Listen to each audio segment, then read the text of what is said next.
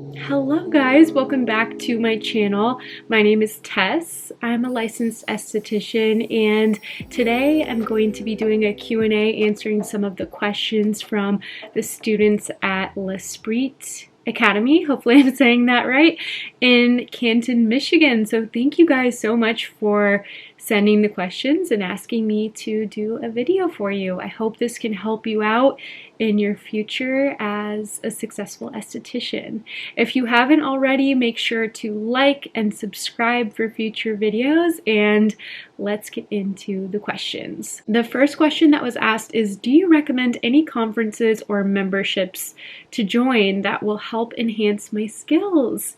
Yeah, absolutely. I think as a newer esthetician, you want to be surrounded by as much industry news and education as you possibly can. Of course, not to the point where you feel so overwhelmed, but I think most of us are just really excited at this point in our journeys, and you're probably never going to be as eager to learn as you are in the very, very beginning.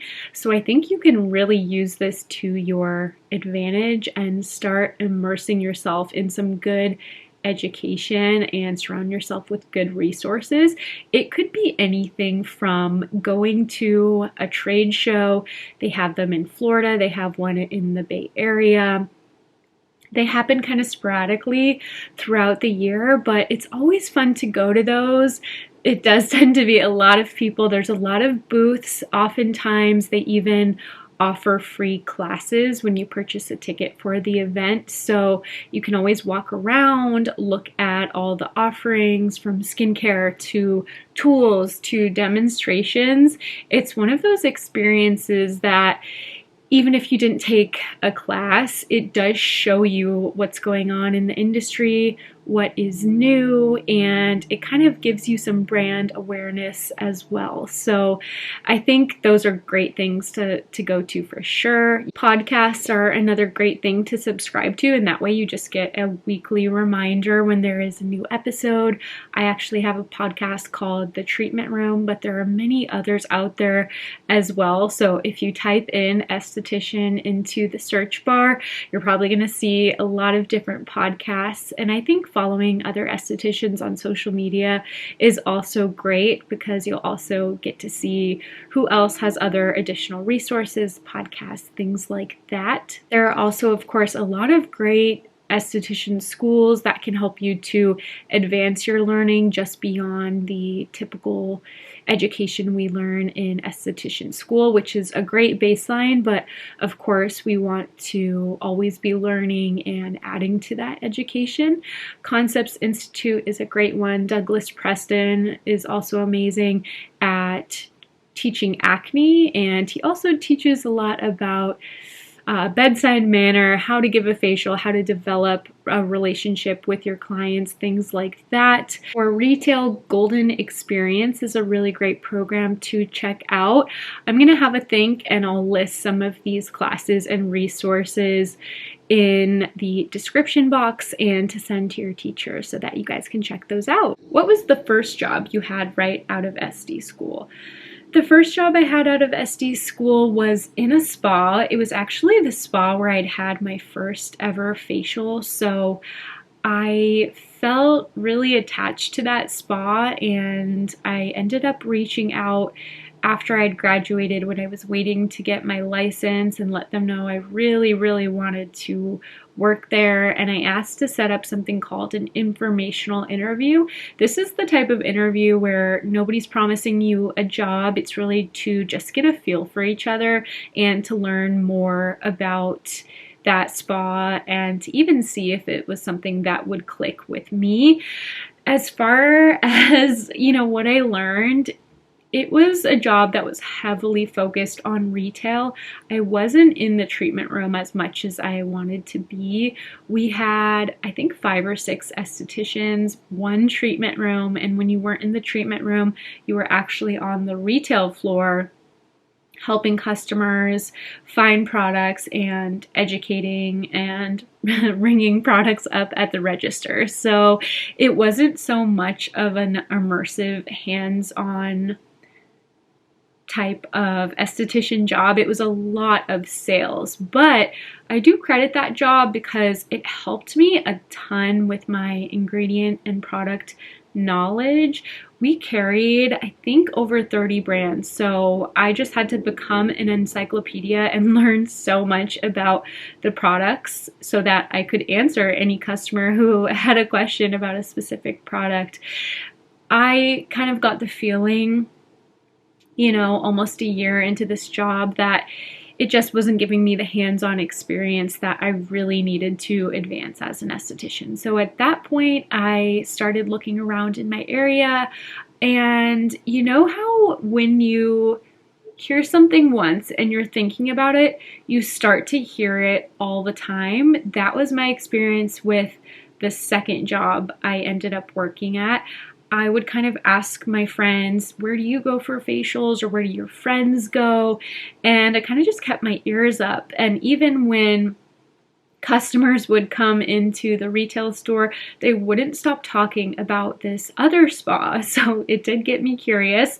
And as I like to do, I ended up reaching out, asking if I could meet and just discuss any opportunities. And it worked out for me. That's always been a way I've found jobs, is by proactively seeking them out, not just waiting for jobs to pop up, you know, on Indeed or a job posting site. A lot of times those jobs are posted after they've already been interviewing people for a while.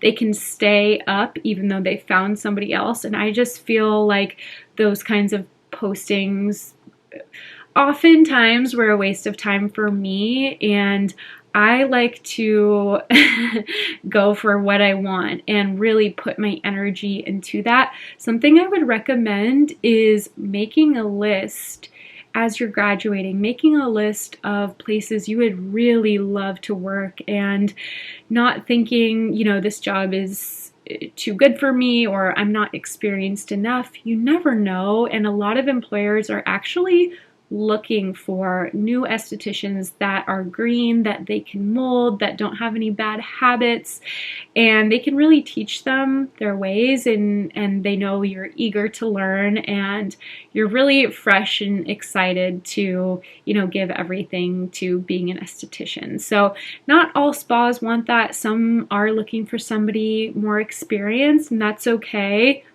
Just different opportunities. So don't undervalue yourself, and really just think as if the sky is the limit.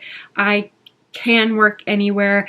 Imagine yourself already working in that spa. That's kind of what I always did subconsciously, and I guess you could say it's kind of manifesting. But when I was in school, I would envision myself working in the spa where I had my first facial, or I would imagine myself working at the medical spa, the second place I worked at. I would hear what people were saying, and I would truly envision myself working there, and then try to align my energy and just go for what I wanted. The worst thing somebody can say is no, or we're not hiring right now. And to me, that's not going to be a big blow to my confidence. I can just move on and find something else I like. So yeah, I would make a list of 5 or more places that you have heard of, that you hear good things about, or even go seek out treatments for yourself. Go get a facial if your teacher allows it, and see what the experience is like. I also like to see, how do people treat their clients? That tells me a lot about the place of work. Next question is, how long should I work under somebody else? I think this can totally depend. There's no right or wrong answer. If you want to go start your own business, the most important thing is that you feel ready. I would say, if I had to throw out a number, like minimum of 6 months to a year. If you can do it, I think 2, 3, 4 years would even be better, to be honest. And I think a lot of times we're in a rush, and some of that can be ego related, and we just want to start our own thing, and we want to start putting our name out there, and you know, we want the Instagram post, we want to be business owners. But I think it's so important to get familiar with the field and what you're actually going to be doing before you invest that type of energy and time and money.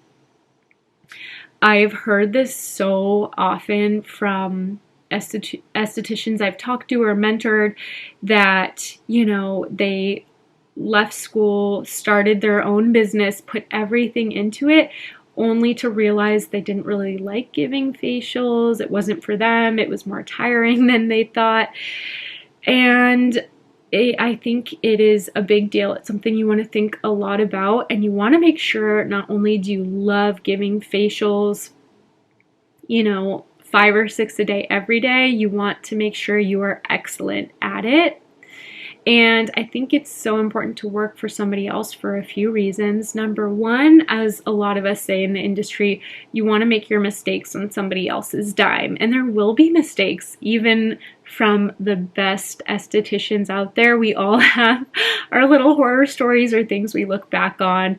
You know, we accidentally ripped an earring off with our towel, or we dropped a mag lamp on someone, or we got product in their eyes. It happens to the best of us, but it's so much better to kind of get that stuff out of the way. So when you start your own thing, mistakes still happen, but at least you've had the experience of handling a mistake and it doesn't trip you up too much and mess with your self-confidence. That's the other thing. So you want to get comfortable making those mistakes and learning how to handle them, what to do after them, etc., etc. You'll also learn from watching a boss. How does he or she handle problems that arise? What do they do that you really like and respect? Or what are some things that they do that you just think, you know, I would never do it that way? And there's all kind of stuff that goes on behind the scenes, and you really see it when you work for somebody else. You might see somebody skimping on clean laundry, not sanitizing properly, or it could even just be the energy and attitude they have when they talk to clients.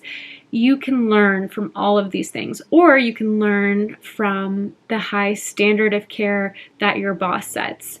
I found in my second job, my boss had the highest standards for her business for facials, and that was really eye-opening to me, because before I worked there, I worked somewhere where my boss was a cosmetologist. She kind of always just praised me, and I never knew that things could be better. You actually want to work for somebody who's going to give you feedback and who can be a little bit hard on you. It's not easy in the moment, but it really does make you better. So not necessarily a bad thing to have a boss that is strict or has high standards, especially if you want to work for yourself one day, because I still hear the things that, you know, she would tell me could be better, and it makes me better. When you start your own thing, a lot of times we can kind of cut corners or get a bit lazy, and you don't want to do that out the gate. You want to learn what is acceptable, what's not, and what's exceptional, and what can you do in your business to really make it a special place that people seek out. In addition, you're going to learn so much for your skill set working for somebody else, whereas if you go into starting a business learning how to do facials in school, unless you're taking a lot of supplemental hands-on training, you're probably going to repeat the same facial you learned in school at your business, and there's nothing wrong with that. But of course, we always want to be leveling up. So when you're working for somebody else, they are going to be honest about your touch, your style. They're probably going to have certain pointers for you, or tell you if something doesn't really feel that good.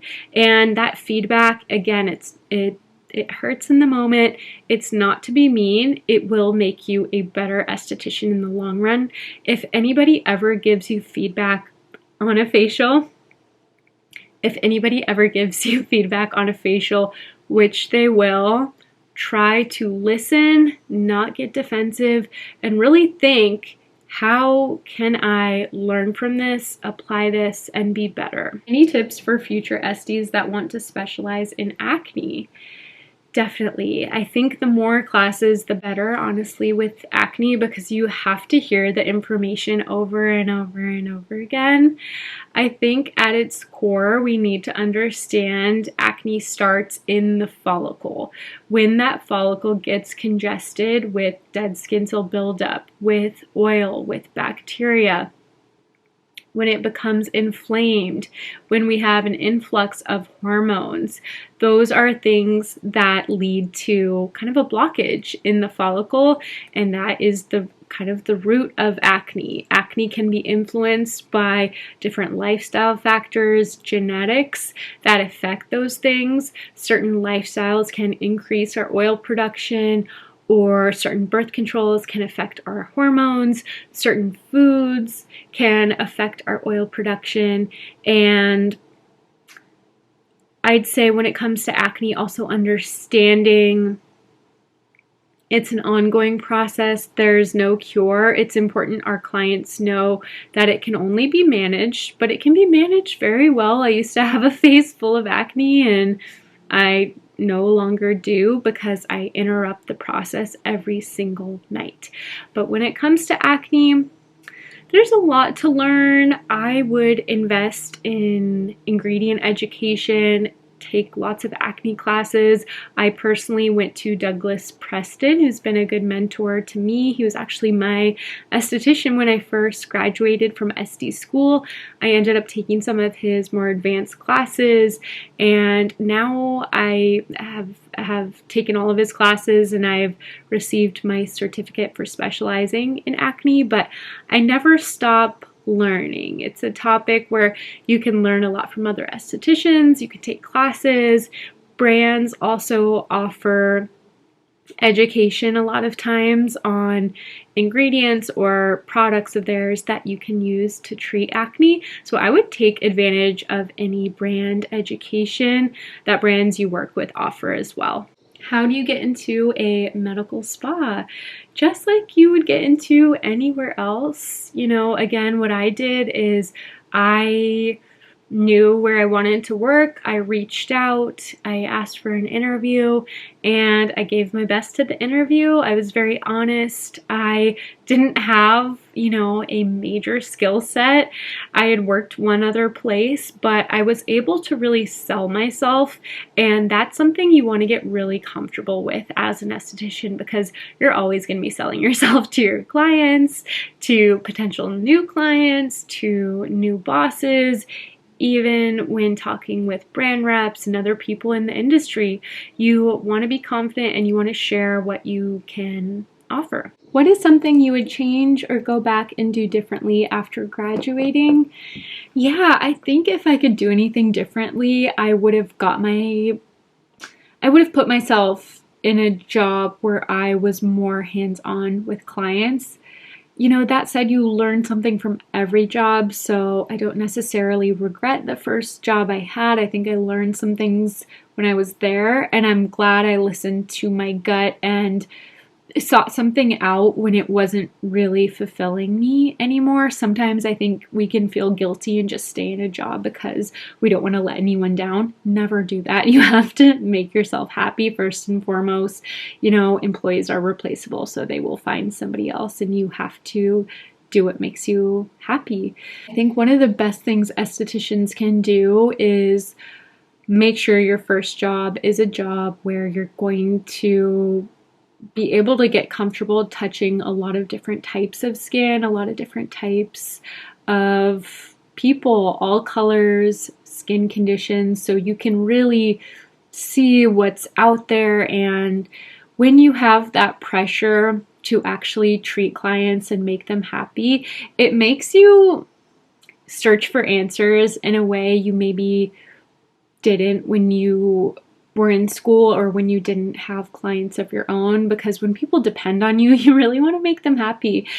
So that's one thing I personally just would have done, is asked more questions too in the interview. How many clients will I be treating per day? What does my schedule look like? What will my roles entail? I think a lot of times when we go for jobs, we have an idea of what the job is going to be, and sometimes you can find out later on it's actually very different from that. And I think I was surprised at how heavily retail focused that job was for me, but you know, it is what it is. And another question to ask in an interview is, am I responsible for bringing in new clients, or do you have a wait list that you will be sort of offloading on me? I think that's something that people can gloss over in an interview. And, you know, I have a lot of friends who are business owners who sometimes are disappointed if the esthetician isn't really marketing themselves, putting their face out there and bringing in new business. Some estheticians like doing that more than others, and you just want to know what the expectation is before you get into that role so you can avoid disappointment. What is the toughest aspect of being an esthetician? Okay, I think this is also the reason I love it, but skin is very emotionally driven. It can really impact our mental health.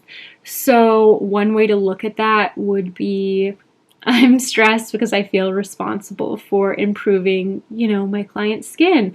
Another way to look at it is, what an amazing opportunity to have that effect on somebody's life and improve their self-confidence. Now I'm at a point where I feel like I can treat almost anyone and improve their skin in some way.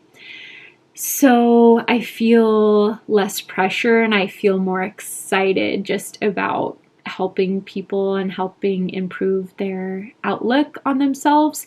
But in the beginning, I did feel a lot of pressure with that, and I was really, really hard on myself if I received negative feedback or somebody didn't like a facial or they weren't happy with their results. So I remember early on that was something I really, really struggled with, and I thought, you know, if I got some feedback, I'm not a good esthetician anymore. It happens to all of us, and you have to remember this. If ever you get some negative feedback, you have to think about, okay, how many facials have I given? 1,000? And this is one complaint out of 1,000. That's not even a percentage. That's not even a statistic I need to worry about. So know that the feedback will come, but try to use it to your advantage. I know it can be hard. I used to get very defensive, and it was because I thought, like, I'm putting my all into this. I try my best. How could somebody possibly not like me? And that's also part of it too. Not everyone is going to like you or click with you. And, you know, sometimes people just aren't a match for each other. That's okay.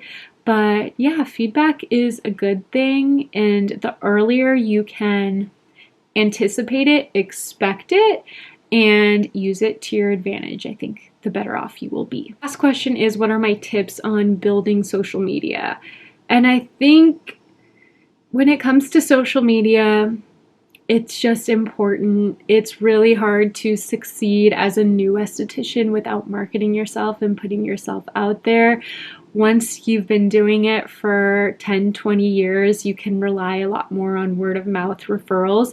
But even then, you really want to make sure you're always marketing yourself. And part of that is showing your face and getting comfortable putting yourself out there. I almost said, you know, talking on camera, but I don't think everyone has to do that, and you can take baby steps. I really went for that route of talking to the camera and doing YouTube videos, and it helped me to gain some traction and momentum.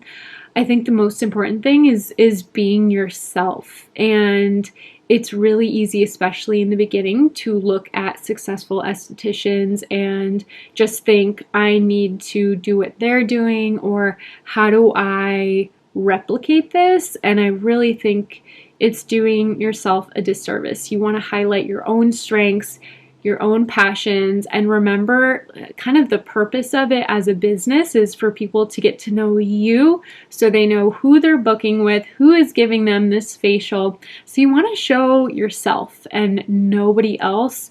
I would almost put blinders on in terms of, you know, what other people are doing. You can learn from their stuff, you can surround yourself with it, but you don't want to emulate anyone else. You want to be you from day one and always show up as yourself. It can take practice. I would record videos and never upload them or delete them, but it just got me comfortable recording, and it got me comfortable uploading and putting myself out there. And I know it's hard. I also recommend making separate accounts versus just using your personal page. One, because I know we can worry, you know, what are those 5 people from high school gonna say about me trying to be an esthetician or an influencer or whatever it is, and you want to get that out of your head. So for me, I just needed to start over, go all in on a new account, and really just, I got really comfortable not caring what anyone thought because I had a clear purpose. I loved what I was doing, and it's paid off very well for me now. At the time, did some people maybe think it was weird? Yeah, because it wasn't this age of like everyone being on TikTok and doing social media. Being a YouTuber was kind of weird if you weren't already successful, but it was just something I liked and enjoyed. So I would maybe play around with different platforms and see what is the most natural and fun for you. Is it talking to a camera and doing YouTube videos? Is it maybe just talking and having a podcast? Is it posting on Instagram? Is it posting TikToks? Is it all of these things? I kind of went the route of eventually trying everything and just seeing what sticks. And I think exposing yourself to new forms of social media is actually really important. I think I've also seen a lot of Esties, you know, when TikTok initially came out, we were really resistant to it. Nobody wanted to get on another platform. And now it's like, of course you have to have a TikTok. It tends to go that way. So I think the earlier you can start this stuff, the better. And keep a little notebook by your bed. I know for me, maybe I'm reading something about skin, or I'm just, you know, thinking and then I get an idea. I like to write a whole list down. That way, when I do have time to film content, I can just look at that list and remember, oh yeah, I wanted to do a post on histamines and acne, or hyperkeratosis and what it means for acne prone people. So that running list really helps me when I am in a content rut and out of ideas. But I know you guys can do it and you're going to be great. And I really encourage you to try out different forms of social media and just get comfortable putting yourself out there. We do have a really good community of estheticians, especially on Instagram. It's a small world. So don't be afraid to make friends and, you know, support one another, share your own unique thoughts, share other estheticians' stuff, and you'll be great. Okay, that is it for this video. Thank you so much for sending me your questions. Again, it was a lot of fun to answer them. I wish you guys the best of luck. I know you're going to be awesome. Believe in yourself. Don't let anyone tell you otherwise. And please let me know over on Instagram how you liked this video, if it helped you out in any way, what was the most important thing you learned. And thanks for watching. I'll talk to you in the next one.